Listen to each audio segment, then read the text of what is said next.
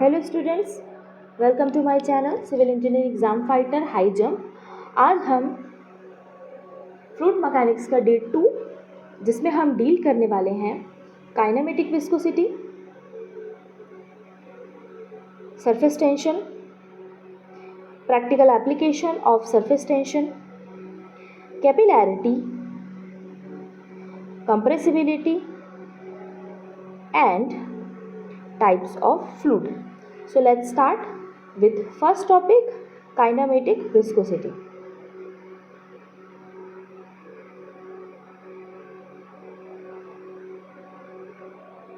अब ये kinematic viscosity क्या होता है?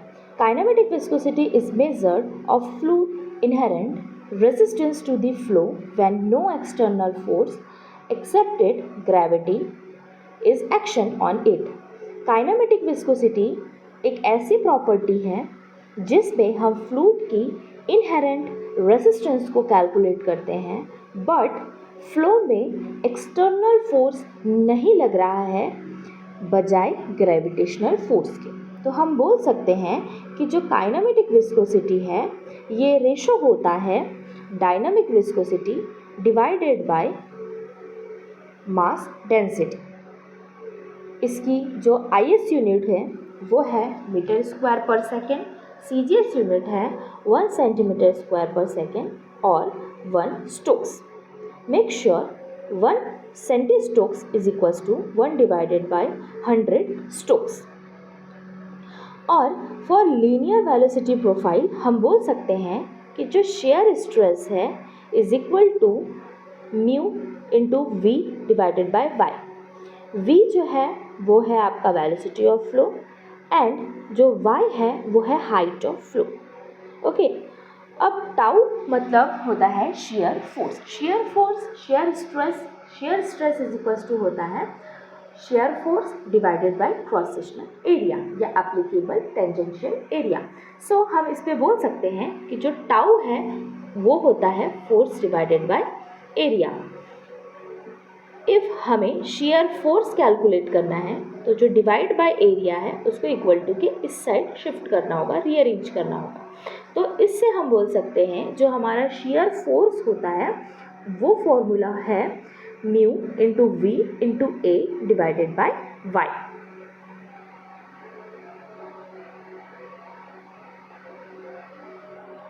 नेक्स्ट प्रॉपर्टी है सरफेस टेंशन। सरफेस टेंशन, इसके लिए सबसे पहले हमको ये जानना ज़रूरी है कि जो हमारी रेन ड्रॉप्स होती है वो एक्चुअल में कैसी दिखती है।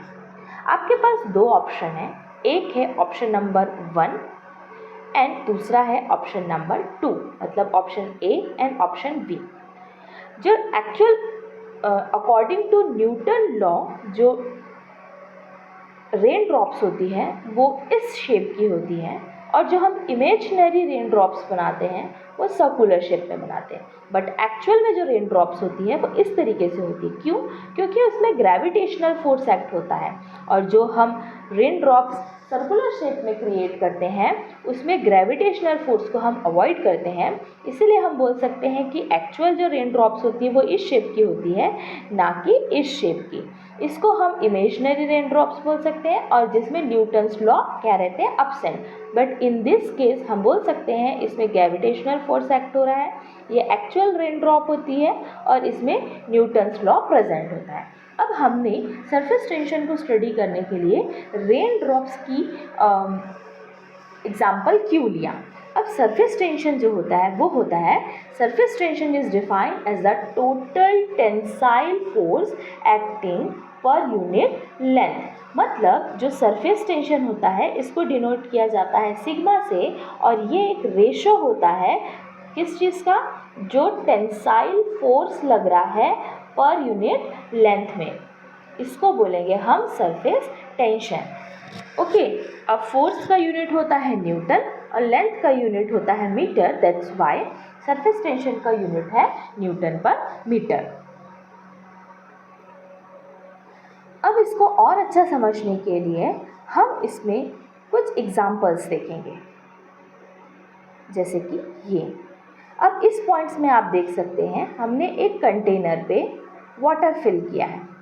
अब इसका ई इस साइड में जो इंटरनल मॉलिक्यूल्स है वो कैसा है, इसके ऑल डायमेंशनल फोर्सेस एक्ट हो रहे हैं, टेंसाइल फोर्स एक्ट हो रहा है। बट आप देख सकते हैं कि ये जो बाउंड्री वाला मॉलिक्यूल है उसका जिस एरिया में वाटर अवेलेबल है उसी एरिया में टेंसाइल फोर्स लग रहा है, बट उसका फोर्स जो पार्टिकल्स या जो एरिया उसका एयर में एक्सपोज्ड है वहाँ टेंसाइल फोर्स नहीं लग रहा है। तो इस कारण जो सरफेस में अवेलेबल मॉलिक्यूल्स होते हैं वो अपने आप को क्या करने की कोशिश करते हैं, अंदर की तरफ ढकेलने की कोशिश करते हैं, जिस कारण उनमें जो टेंसाइल स्ट्रेसेस एक्ट होता है इंटरनल डायरेक्शन, उसी कारण हम देख सकते हैं कि उनका जो सरफेस होता है वो कॉर्नर से रिड्यूस हो जाता है। ठीक है, तो ये किसके कारण होता है, ये सरफेस टेंशन के कारण होता है। अब surface tension due to cohesive force only. अब यहाँ पे हमने देखे दो तरीके के फोर्स होते हैं, एक होता है कोहेसिव फोर्स, एक होता है एडहेसिव फोर्स। कोहेसिव फोर्स का मतलब होता है जब सेम मॉलिक्यूल्स एक दूसरे में जब फोर्स ऑफ अट्रैक्शन लगाते हैं और बॉन्ड क्रिएट करते हैं उसको हम बोलते हैं cohesive force. An example, a water molecule with water molecule attraction is called as cohesive force. But जब एक वाटर मॉलिक्यूल एक ग्लास मॉलिक्यूल के साथ ऐड होने की कोशिश करता है या फोर्स ऑफ अट्रैक्शन लगाता है उसको हम बोलते हैं एडहेसिव फोर्स। तो ये चीज़ ध्यान देने वाली बात है कि जो सरफेस टेंशन होता है वो सिर्फ और सिर्फ कोहेसिव फोर्स के कारण ही होता है।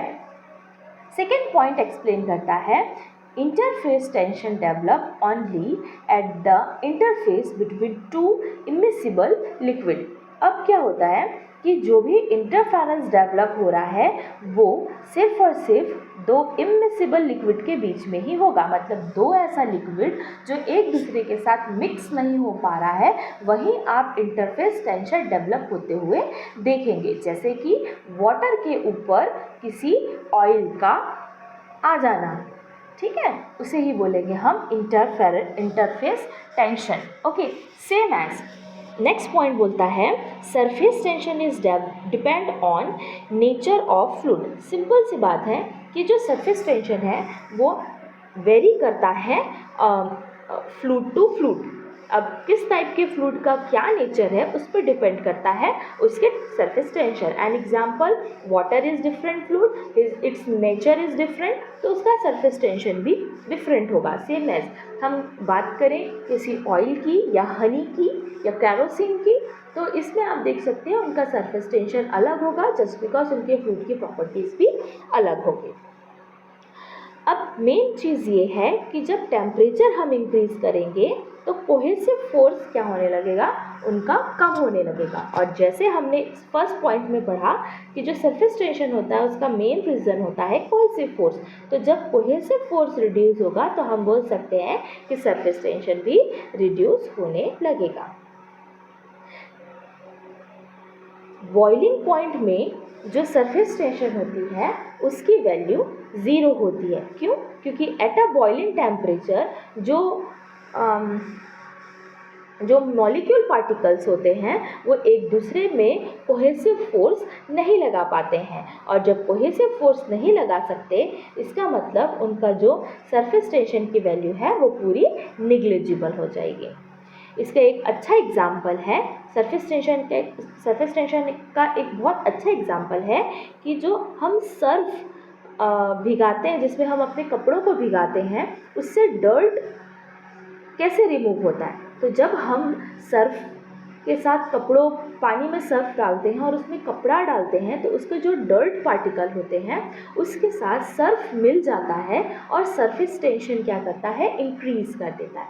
जब सरफेस टेंशन इंक्रीज होने लगता है तो वो कोहेसिव फोर्स जब बिल्डअप होता है तो कोहेसिव बिल्डअप होने पे जो आपके जो डर्ट पार्टिकल्स होते हैं उनकी कोहेसिव स्ट्रेंथ इंक्रीज हो जाती है, बॉन्ड इंक्रीज हो जाती है, और वह एडहेसिव को छोड़कर मतलब कपड़े को छोड़कर अपने आप में एक बॉन्ड क्रिएट करता है, जो कि आप जब ब्रश करते हो तो उससे वो क्या होता है, वो बॉन्ड क्रिएट करके वो डर्ट आपके कपड़े से बाहर निकल जाता है। तो उसका एक सबसे अच्छा एग्जाम्पल होता है सरफेस टेंशन। अब इसके प्रैक्टिकल एप्लीकेशंस देखते हैं सरफेस टेंशन का। एक एग्जांपल है लिक्विड वाटर ड्रॉपलेट्स, दूसरा है एयर बबल, तीसरा है सोप बबल और चौथा है लिक्विड जेट। अब हम देखेंगे कि इसमें किस तरीके का सरफेस टेंशन अप्लाई होता है।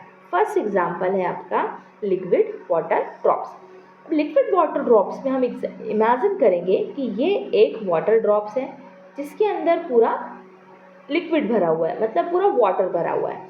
अब इसको मैंने बीच से कट किया तो हम देख सकते हैं कि ऊपर का जो सरफेस है वो सरफेस भी वाटर है और अंदर जो भरा हुआ है वो भी वाटर है, मतलब आउटर साइड भी सेम लिक्विड है और इनसाइड भी सेम लिक्विड है। और जैसे हमने अभी स्टडी किया कि जो सरफेस टेंशन होता है वो होता है फोर्स बाय लेंथ, ठीक है, फोर्स बाय लेंथ। तो वही चीज़ हम यहाँ देखेंगे कि जो भी फोर्स एक्ट हो रहा है बाहर की, मतलब टू द लेंथ, इसको बोलेंगे फोर्स। और ये कहाँ एक्ट हो रहा है, इसके सरकमफेरेंस में एक्ट हो रहा है। तो हमारा जो सरफेस टेंशन का फॉर्मूला होगा वो होगा फोर्स बाय लेंथ। तो हम यहाँ देख सकते हैं, यहाँ पे हम देख सकते हैं कि जो C है वो इक्वल टू है T, मतलब जो भी आपकी कोहेसिव फोर्स लग रही है ये क्या कर रही है, ये आपके टेंशन फोर्स के बराबर होगी। सॉरी,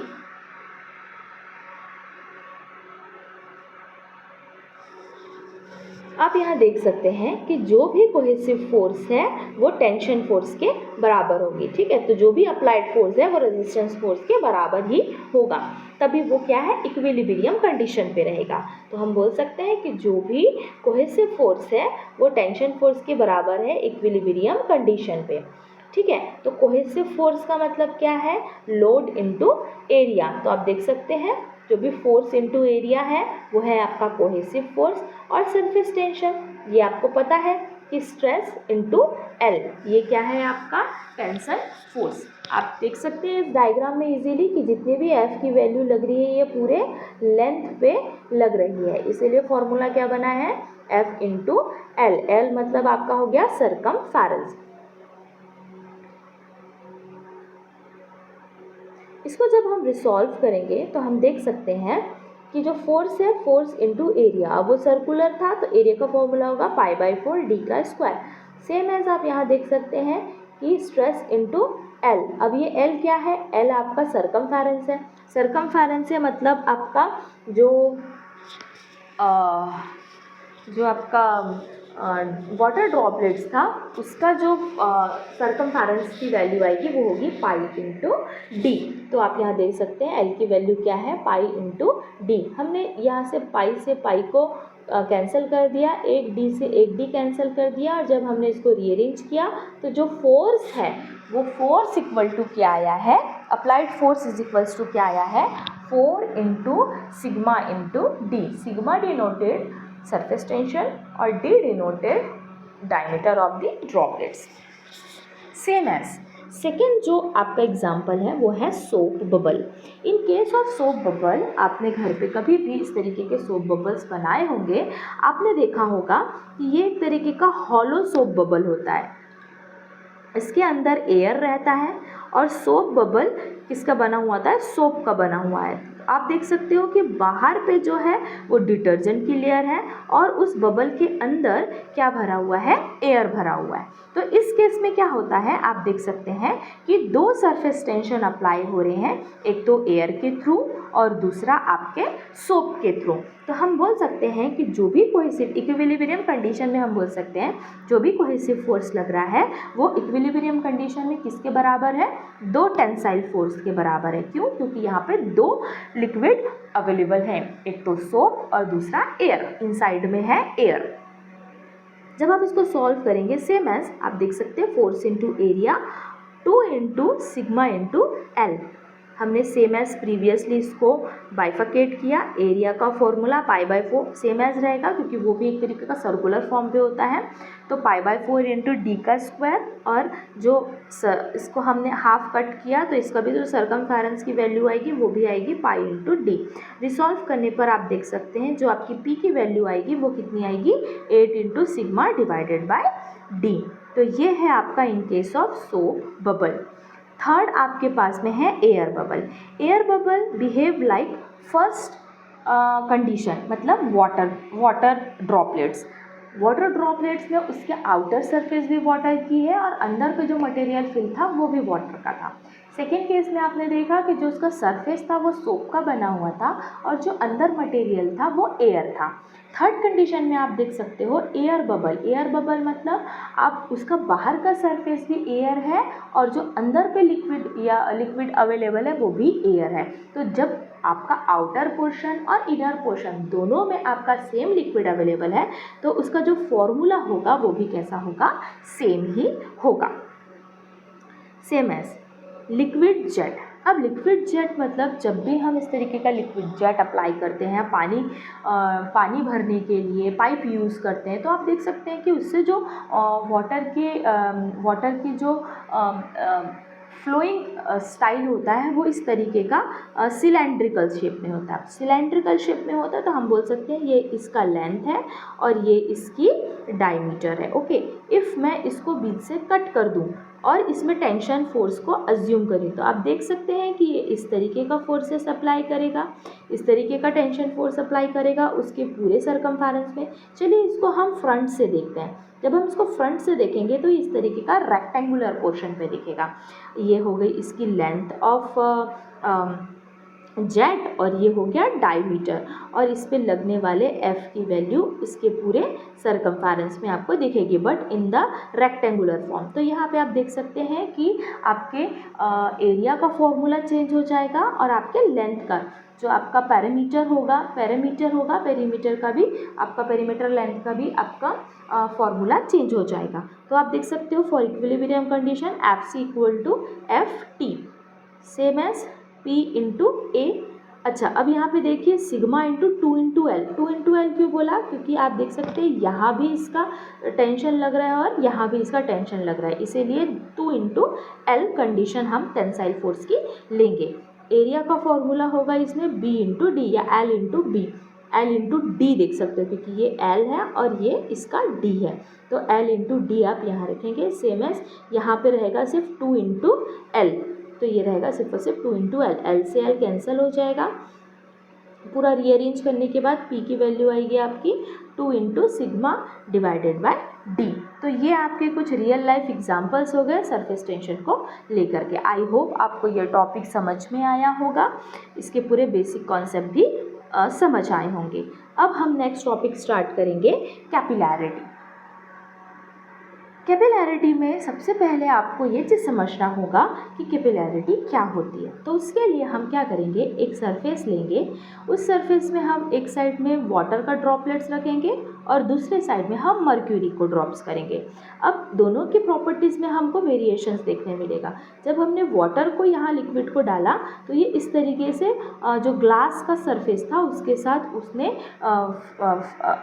एडहेसिव फोर्स लगाया और इस तरीके का एक एंगल क्रिएट किया जो एंगल 90 डिग्री से कम का होता है। बट आप एज कम्पेयर टू मर्क्यूरी देखेंगे तो वो अपना खुद का कोहेसिव फोर्स को ज़्यादा बढ़ाते हुए इस तरीके के सर्कुलर फॉर्म में कन्वर्ट हो जाएगा और जब हम उसका एंगल को देखेंगे तो वो हमेशा 90 से ज़्यादा होगा। तो इन दोनों में बीच में डिफरेंसेस क्या है, जब हमने यहाँ पे वाटर डाला तो क्या हुआ कि जो वेटेड सरफेस था वो क्या हो गया, गीला हो गया, गीला सरफेस हो गया, वेटेड लिक्विड था, इसीलिए तो हम बोल सकते हैं कि उसकी जो प्रॉपर्टी है वाटर की वो एडहेसिव की ज़्यादा है, कोहेसिव की कम। जैसे मैंने प्रीवियसली आपको बताया, एडहेसिव मतलब एक मॉलिक्यूल का दूसरे मटेरियल के मॉलिक्यूल के साथ में बॉन्डिंग करना एडहेसिव कहलाता है। तो सेम एज कोहेसिव की बात करें तो सेम मॉलिक्यूल अपने ही मॉलिक्यूल के साथ में फोर्स ऑफ अट्रैक्शन लगाकर बॉन्ड क्रिएट करें उसको कोहेसिव बोलते हैं।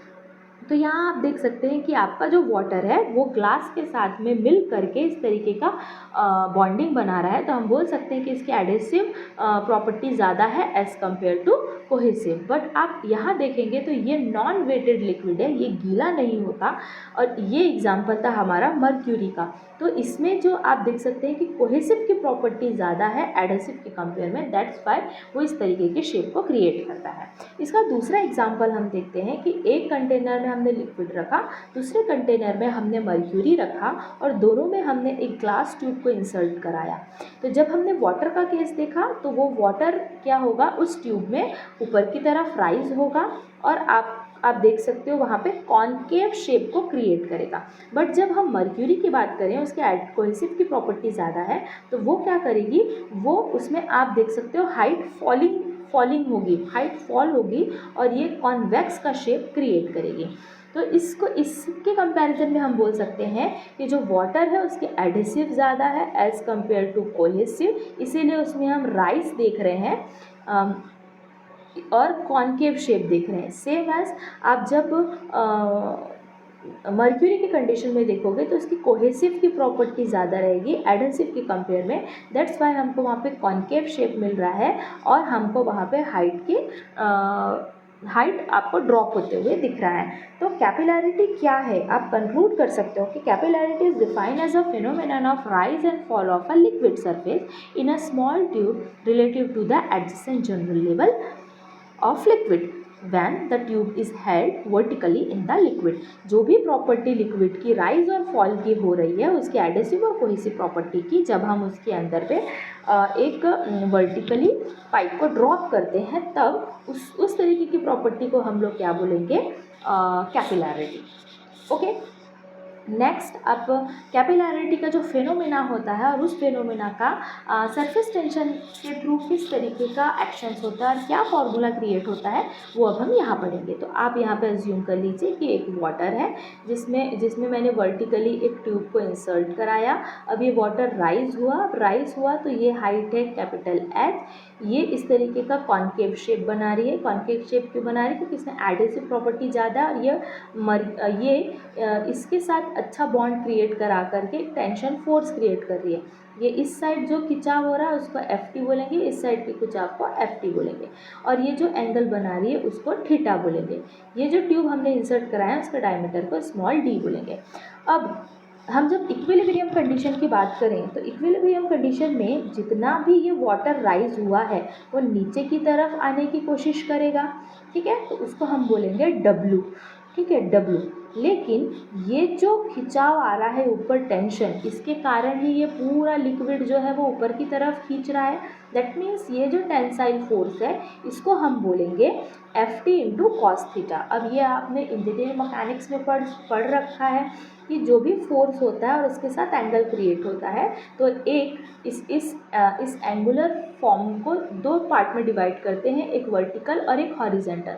तो जो हॉरिजेंटल होता है वो होता है F cos थीटा और जो वर्टिकल होता है वो होता है F sin थीटा। तो हमने यहाँ पे जो अडॉप्ट किया है वो क्या है, F cos थीटा। तो F cos theta is equals to W for equilibrium condition, ठीक है। ओके, सो अब हमने इसको सॉल्व किया।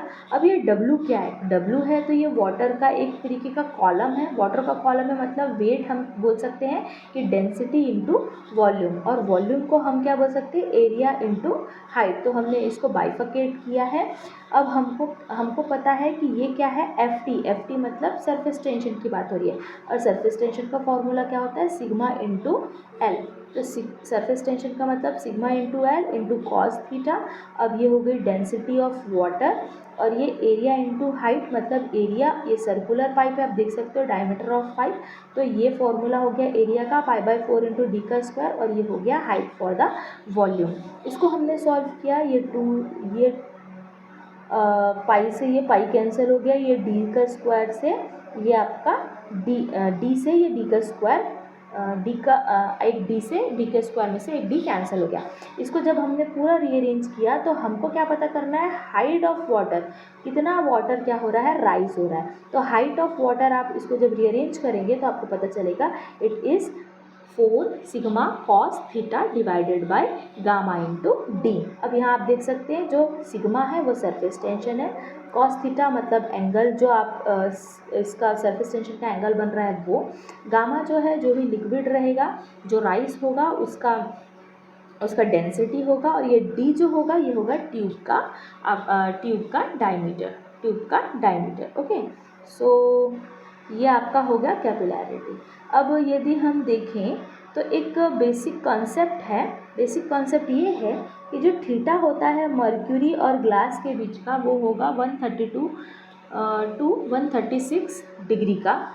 यदि ये हम थीटा कैलकुलेट करें वाटर और ग्लास के बीच में तो वो देखिए आपको पता है स्टार्टिंग में मैंने बताया वो रहेगा आपका 90 से कम, मतलब 28 डिग्री। बट एक प्योर वाटर है और ग्लास ट्यूब है तो आप कंडीशन हमेशा याद रखो, प्योर वाटर में एंगल 0 बनेगा क्योंकि वो आइडल फ्लूइड रहेगा। ओके, सो यदि मैंने कॉस थीटा की वैल्यू 0 पुट कर दिया तो आपको पता है कॉस थीटा की वैल्यू क्या होती है, 1 होती है। तो जब मैंने यहाँ पे 1 पुट अप किया तो फॉर्मूला क्या बन जाएगा, 4 sigma divided by gamma W into D.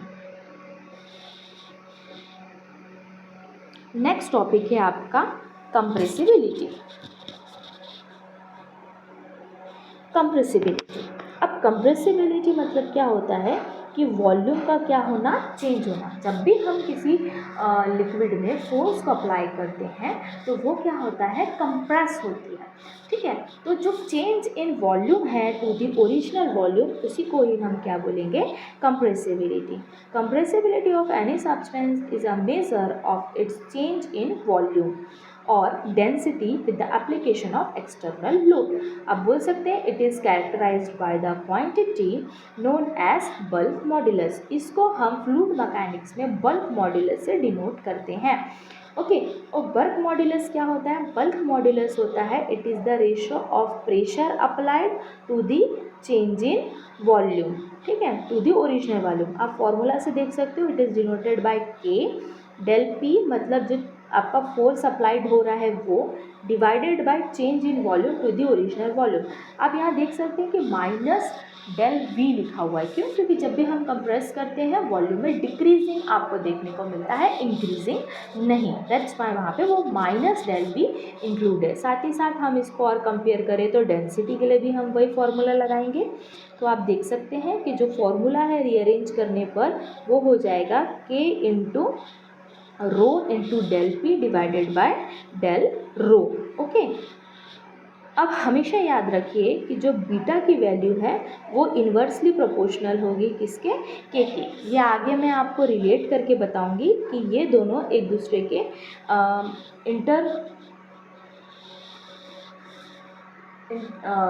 Inversely proportional कैसे हैं। ठीक है, आप बस यहाँ पे ध्यान दीजिए कि के का जो फॉर्मूला होता है बल्क मॉड्यूलस का वो क्या होता है, rho into del P divided by del rho. Okay, तो जब हम इसको डिवाइड में डालेंगे तो फॉर्मूला क्या बन जाएगा, रो इंटू डेल पी, और जो डेल रो रहेगा वो ऊपर की तरफ आएगा। इसको रीअरेंज करेंगे तो फॉर्मूला क्या बनेगा, बीटा का, beta is equals to 1 divide by rho del rho divided by del P.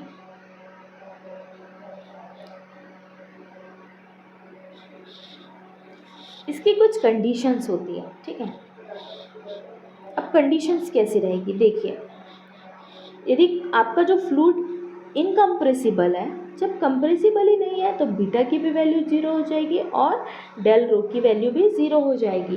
तो जो रो की वैल्यू आएगी वो क्या आ जाएगी, कांस्टेंट। सेम एज यदि आप कंप्रेसिबल फ्लूइड की बात करोगे तो बीटा भी नॉट इक्वल टू 0 होगा और डेल रो भी नॉट इक्वल टू 0 होगा। तो ये आप बोल सकते हो कि दोनों केस वहाँ पे अप्लाई हो सकते हैं। ठीक है, जनरल कंडीशन में देखा जाए तो जो के की वैल्यू रहेगी वाटर की वो रहेगी 2 into 10⁶ Newton per metre square, और जो के की वैल्यू है एयर की वो रहेगी 101 kilo Newton per metre square.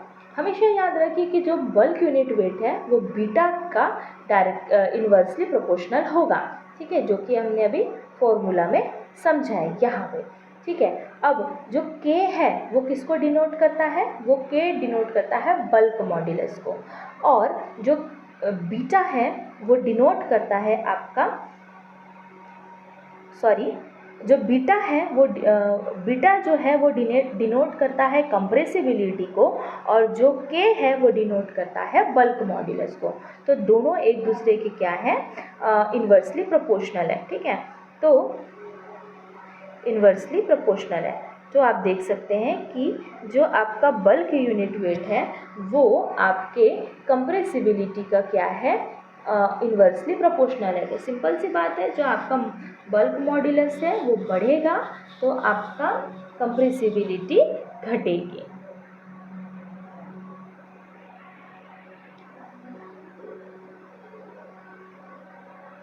Next topic है आपका types of fluid. Types of fluid. Fluid दो टाइप के होते हैं, एक होता है आइडल फ्लूइड, दूसरा होता है रियल फ्लूइड। आइडल फ्लूइड में कुछ प्रॉपर्टीज होते हैं जैसे कि do not offer shear resistance, no viscosity, incompressible, मतलब ये कोई भी प्रॉपर्टी में आइडल फॉर्म पे होता है, ठीक है। But in a real fluid दो टाइप के होते हैं, एक होता है न्यूटन आयन फ्लूइड और दूसरा होता है नॉन न्यूटन आयन। मतलब इसमें आपको शेयर स्ट्रेंथ रेसिस्टेंस भी मिलेगा, इसमें आपको विस्कोसिटी भी देखने मिलेगी और ये इनकम्प्रेसिबल होता है, जो जस्ट अपोजिट होता है आपके आइडल फ्लूइड में। इस तरीके का फ्लूइड एग्जिस्ट ही नहीं करता। हमेशा किस तरीके का फ्लूइड एग्जिस्ट करता है? रियल फ्लूइड एग्जिस्ट करता है, जो कि कितने टाइप के होते हैं? दो टाइप के, एक न्यूटन आयन और दूसरा नॉन न्यूटन आयन। अब ये न्यूटन आयन और नॉन न्यूटन आयन क्या होता है? जो न्यूटन आयन फ्लूइड होता है वो ऐसा फ्लूइड होता है जो न्यूटन्स लॉ ऑफ विस्कोसिटी को फॉलो करता है, और नॉन न्यूटन आयन में जो कि न्यूटन्स लॉ ऑफ विस्कोसिटी को फॉलो नहीं करता है। अब नॉन न्यूटन आयन में आप देख सकते हैं टू टाइप्स हैं, पहला है टाइम डिपेंडेंट और दूसरा है टाइम इंडिपेंडेंट, ठीक है। अब टाइम इंडिपेंडेंट मतलब ऐसा न्यूटन आयन फ्लूइड जो कि नॉन न्यूटन आयन फ्लूइड जो कि आपका टाइम पे डिपेंड भी होता है और टाइम पे डिपेंड नहीं भी होता है। तो जो टाइम पे डिपेंड होते हैं उसको बोलते हैं डायलेटेंट, सूडोप्लास्टिक और बिंघम। सेम एज यदि टाइम डिपेंडेंट की बात करें तो उसको बोलते हैं रियोपैथिक एंड थिक्सोट्रॉपिक। अब ये सारे टाइप्स ऑफ फ्लूइड होते कैसे हैं वो देखेंगे। हमेशा याद रखिए कि जो आपके नॉन न्यूटन आयन फ्लूइड है उसके लिए, या न्यूटन आयन फ्लूइड है, इसके लिए एक फॉर्मूला डिराइव हुआ है, वो होता है shear stress is equals to B plus A into D U by D Y in the power N. अब D U by D Y क्या होता है? ये होता है आपका change in viscosity. Same as B और ए का नोटेशंस कंडीशंस के साथ चेंज होगा। तो न्यूटन आयन फ्लूइड में क्या होता है? ये फॉलो करता है आपके न्यूटन्स लॉ को। तो आप देख सकते हैं यदि आप न्यूटन आयन फ्लूइड है, नॉट न्यूटन लॉ को फॉलो कर रहा है, तो जो एन की वैल्यू होगी वो 1 होगी, बी की वैल्यू 0 होगी और ए की वैल्यू आपकी डायनामिक विस्कोसिटी होगी। तो सिंपल जो आपने स्टार्टिंग में न्यूटन आयन डायरेक्टली आपने क्या पढ़ा था? Shear stress is directly proportional to shear strain, और जब प्रोपोर्शनैलिटी हटाई जाती है तो एक कांस्टेंट लगाया जाता है और वही कांस्टेंट है आपका म्यू, जिसको बोलते हैं डायनामिक विस्कोसिटी कांस्टेंट। तो ये जो है आपका टर्म्स ये है जो न्यूटन लॉ को फॉलो करता है और न्यूटन आयन फ्लूइड कहलाता है। बट जो आपका नॉन न्यूटन आयन फ्लूइड है जिसका पहला है आपका डायलेटेंट फ्लूइड, ये आपके न्यूटन लॉ को फॉलो नहीं कर रहा है। यदि ये न्यूटन लॉ को फॉलो नहीं कर रहा है तो आप देख सकते हो कि n की वैल्यू ग्रेटर देन 1 होगी, और जो a की वैल्यू होगी वो क्या होगी? डायनामिक विस्कोसिटी, और जो b की वैल्यू होगी वो होगी 0, ठीक है। तो आप देखिए कि जब ये आपका फ्लूइड है उसकी विस्कोसिटी क्या होगी? धीरे धीरे क्या होती जाएगी? बढ़ते जाएगी। मतलब जैसे जैसे आप स्ट्रेस बढ़ाते जाओगे वैसे वैसे इसकी विस्कोसिटी बढ़ती जाएगी, ठीक है। जैसे जैसे स्ट्रेस लगाओगे वैसे वैसे इसकी विस्कोसिटी बढ़ते जाएगी। तो विस्कोसिटी यदि बढ़ रही है मतलब एन की वैल्यू बढ़ते जा रही है। ए मतलब होता है डायनामिक विस्कोसिटी, बी का मतलब होता है एडिशनल फोर्स लगाना। तो आप यहाँ देख सकते हो कि कोई एडिशनल फोर्स की बात नहीं हो रही है, सिर्फ और सिर्फ बोला जा रहा है कि विस्कोसिटी क्या होगी? इंक्रीज होगी जैसे जैसे आपके शेयर रेट्स बढ़ेंगे। इसका एग्जाम्पल होता है कॉर्न स्टार्च सोल्यूशन। जब भी हम कॉर्न स्टार्च को पानी के साथ मिलाते हैं, पानी के साथ यदि हम कॉर्न के स्टार्च को मिलाते हैं तो आप देख सकते हो कि उसकी विस्कोसिटी धीरे धीरे बढ़ती जाएगी और वो धीरे धीरे थिक होता जाएगा, ठीक है, गाढ़ा होता जाएगा। तो ये इसका एक एग्जाम्पल हो सकता है डायलेटेंट फ्लूइड का, ठीक है। तो आप देखिए कि जैसे जैसे आप उसमें फोर्स लगाओगे वैसे वैसे उसका शेयर स्ट्रेस भी बढ़ने लगेगा। तो n की वैल्यू क्या हो गई, ग्रेटर देन 1, a की वैल्यू क्या हो गई म्यू, और b की वैल्यू तो 0 हो गई। तो आपका फॉर्मूला बनेगा ये। सेम एज आप नेक्स्ट देख सकते हैं, नेक्स्ट है आपका सूडोप्लास्टिक। इसमें आप देख सकते हो कि ये जो है इसकी विस्कोसिटी क्या होगी, डिक्रीज होगी जैसे जैसे आपका शेयर रेट बढ़ेगा। तो कंडीशन इसमें क्या हो रही है कि विस्कोसिटी डिक्रीज हो रही है जैसे जैसे शेयर बढ़ रहा है। तो इसमें जो n की वैल्यू है आप देख सकते हो कि 1 से कम है, मतलब n की वैल्यू क्या होती जाएगी, कम होती जाएगी। आपको पता है a की वैल्यू क्या है, म्यू है, और b जो है वो हम यूज़ करते हैं स्टार्टिंग में जो हम फोर्स लगाते हैं किसी लिक्विड के लिए उसके लिए। बट यहाँ कोई ऐसा स्टार्टिंग का फोर्स की बात नहीं की गई है। तो वैल्यूज़ हम इस तरीके से पुटअप करेंगे और फॉर्मूला हमारा इस तरीके से बन जाएगा, जिसका एक अच्छा एग्जाम्पल है ब्लड और मिल्क, जो कि सूडोप्लास्टिक पे डिपेंड करता है। मतलब जैसे जैसे आप विस्कोसिटी बढ़ाओगे वैसे वैसे आप जैसे जैसे आप शेयर रेट बढ़ाओगे, इंक्रीज करोगे, वैसे ही वैसा उसका जो विस्कोसिटी है वो क्या होने लगेगी, कम होने लगेगी। ठीक है, जैसे जैसे आप उसको फेंटोगे, आप मिल्क को फेंटते जाते हो, वैसे वैसे वो क्या होता है, पतला होने लगता है। ठीक है, नेक्स्ट जो आपके पास एग्जाम्पल है वो है बिंघम प्लास्टिक का। ठीक है, अब बिंघम प्लास्टिक पे क्या होता है कि सबसे पहले आपको एक फोर्स लगाना पड़ता है। पहले आपने फोर्स लगा दिया तो धीरे धीरे धीरे धीरे फिर आपका वो फ्लूइड क्या होने लगेगा, बहने लगेगा।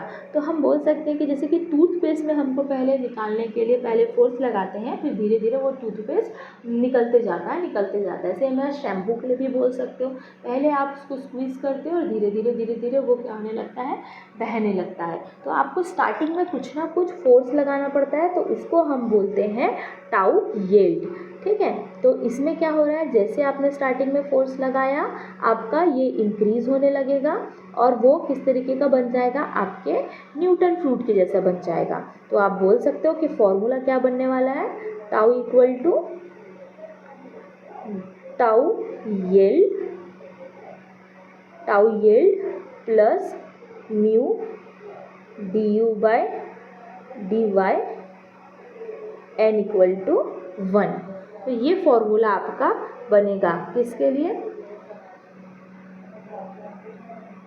किसके लिए फॉर्मूला बनेगा, आपके इस बिंघम फ्लूइड के लिए। ओके, सेम एज आप नेक्स्ट देख सकते हैं रियोपैथिक में क्या है, इसमें भी आपको स्टार्टिंग में कुछ ना कुछ क्या देना पड़ेगा, एफर्ट्स लगाना पड़ेगा, तब जा करके ये क्या होगा, आपका फ्लूइड फ्लो होना चालू करेगा। जैसे कि आपका लुब्रिकेंट्स की बात कर रहे हो, आप बोरोलिन की बोरोप्लस की बात कर रहे हो, मतलब जब आपका लिपस्टिक की बात कर रहे हो, ठीक है, प्रिंटर इंक की बात कर रहे हो, मतलब आप सबसे पहले देख सकते हो ये एक तरीके का सिंपल मटेरियल होता है, लेकिन जब आप उसको अपने होठ पे लगाते हो बोरोलिन को, और जैसे आप उसमें शेयर फोर्स लगाने लगते हो, वो क्या होने लगता है, फ्लो करने लगता है, उसकी विस्कोसिटी क्या हो जाती है, आपकी इंक्रीज होने लगती है। ठीक है, तो आप देख सकते हो रियोपैथिक फ्लूइड जो क्या है, जैसे ये एक तरीके का फ्लूइड है जिसकी विस्कोसिटी इंक्रीज होगी जैसे जैसे आपका टाइम क्या होने लगेगा, टाइम के साथ साथ आप क्या करने लगोगे,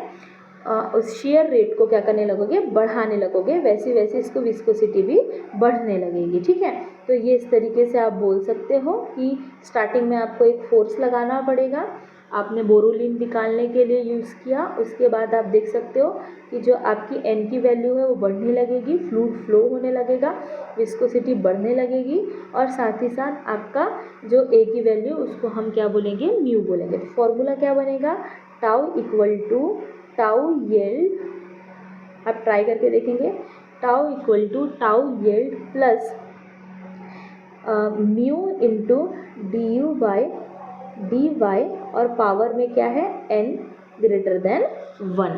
तो ये आपका फॉर्मूला होने वाला है इसका, किसका, रियोपैथिक का। ठीक है, लास्ट आपका टाइप ऑफ फ्लूइड क्या है, ये है आपके थिक्सोट्रॉपिक फ्लूइड। थिक्सोट्रॉपिक फ्लूइड में क्या होता है, इस टाइप का जो फ्लूइड होता है उसकी विस्कोसिटी क्या होने लगती है, डिक्रीज होने लगती है जैसे जैसे आप टाइम के साथ साथ शेयर रेट को बढ़ाने लगते हो। जैसे कि लिपस्टिक, आप यहाँ लिपस्टिक में देख सकते हो, नेल पेंट देख सकते हो, बॉडी लोशन देख सकते हो, ठीक है।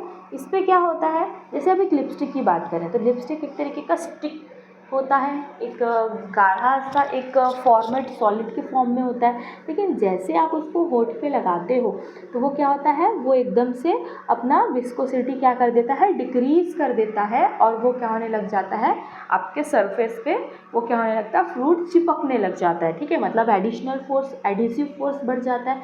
एडिसिव फोर्स बढ़ गया मतलब उसका कोहेसिव फोर्स कम हो गया, ठीक है। तो आप यहाँ देख सकते हो कि आपको स्टार्टिंग में एक फोर्स लगाना पड़ता है और धीरे धीरे फिर आपका जो एन की वैल्यू है वो क्या होने लगती है, कम होने लगती है। तो फॉर्मूला क्या बनेगा, टाउ इक्वल टू टाउ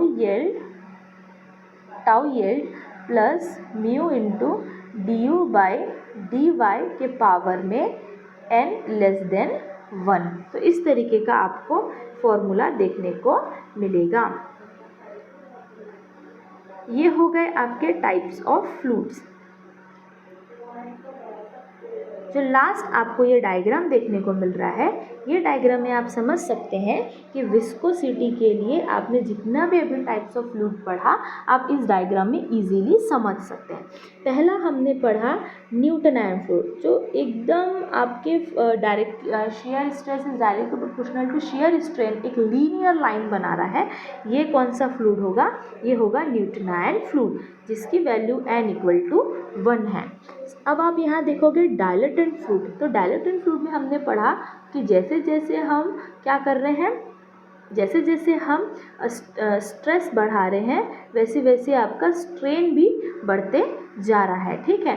तो आप देख सकते हो कि जो n की वैल्यू है वो कैसी है, ग्रेटर देन हो रही है जैसे जैसे आप स्ट्रेस बढ़ा रहे हैं, मतलब जैसे जैसे स्ट्रेस बढ़ा रहे हैं वैसे वैसे स्ट्रेन भी बढ़ रहा है। आप दूसरा देख सकते हो सूडोप्लास्टिक। आपने यहाँ पे क्या देखा कि जैसे जैसे आप स्ट्रेस बढ़ा रहे हो वैसे वैसे आपके स्ट्रेन की वैल्यू घटते जा रही है, ठीक है। तो आप यहाँ देख सकते हो कि जो n की वैल्यू है वो कम हो रही है जैसे जैसे आपका स्ट्रेस बढ़ रहा है। अब आपने उसके बाद में टाइम डिपेंडेंट वैल्यूज़ पढ़ा, जो कि क्या है, स्टार्टिंग में आपको कुछ ना कुछ फोर्स लगाना पड़ रहा था। तो ऐसे आपने 3 लिक्विड पढ़ा, एक पढ़ा आपने थिक्सोट्रॉपिक, दूसरा बिंघम और तीसरा रियोपैथिक। आप देख सकते हो तीनों में एक एक्सटर्नल फोर्स लगाया जा रहा है, तब जा कर के वो क्या कर रहा है, बिहेव कर रहा है फ्लूइड के जैसे। तो पहले आपने एक स्टार्टिंग में फोर्स लगाया और जब फोर्स लगा, एक सर्टन फोर्स लगने के बाद जब वो न्यूटन लॉ के जैसे, न्यूटनायन फ्लूइड के जैसे में बिहेव करने लगा तो उसको हम बोलेंगे बिंघम प्लास्टिक। अब सेम एक एफर्ट लगने के बाद में, आपका जो लिक्विड था वो आपका डायलेटेंट फ्लूइड के जैसे काम करने लगा तो उसको रियोपैथिक बोलेंगे, और जब वो एक सूडोप्लास्टिक की तरह बिहेव करने लगा उसको थिक्सोट्रॉपिक बोलेंगे। तो ये इस तरीके का जो फ्लूइड होगा, इस तरीके के डायग्राम से आप उस फ्लूइड को इजीली समझ सकते हैं। आप यहाँ पे देख सकते हैं 2 फ्लूइड, जैसे कि एक होता है आइडल फ्लूइड। तो आप देख सकते हैं कि इस आइडल फ्लूइड में कोई भी स्ट्रेसेस नहीं होती, क्योंकि मैंने स्टार्टिंग में आपको बताया कि जो आइडल फ्लूइड होती है उसमें नो शेयर स्ट्रेस डेवलप होती है, ठीक है। आप दूसरे डायग्राम में देख सकते हैं, हमने आपको एक टाइम डिपेंडेंट और टाइम इंडिपेंडेंट के बारे में बताया है। तो ये यहाँ पे आप देख सकते हैं कि जो टाइम इंडिपेंडेंट फ्लूइड है वो इस तरीके का स्ट्रेट आएगा, जिसमें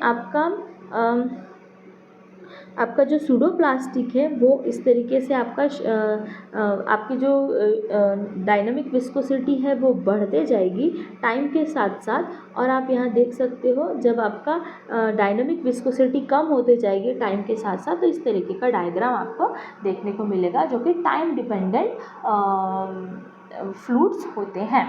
तो आई होप आपको आज मैंने जितना भी टॉपिक स्टडी कराया वो आप लोगों को समझ आया होगा। इस ये नोट्स के लिए आप मेरे टेलीग्राम चैनल को ज्वाइन कर सकते हैं, जो कि मैं डिस्क्रिप्शन बॉक्स में पिन कर दी हूँ। स्टिल यदि आपको वो लिंक से टेलीग्राम चैनल नहीं मिल रहा है तो आप directly see exam fighter high jump में आप लॉगिन कर सकते हैं और टेलीग्राम चैनल पे ज्वाइन होकर के जितने भी मैं यहाँ पे नोट्स आपको पढ़ाने के लिए यूज़ कर रही हूँ उसको आप वहाँ से डाउनलोड कर सकते हैं। For any discussion, any doubt, आप मुझे टेलीग्राम चैनल पे मैसेज ड्रॉप कर सकते हैं, जिससे मैं आपको आपके डाउट्स को क्लियर कर सकूँ। So thank you so much. Thank you so much for patiently listening. Thank you.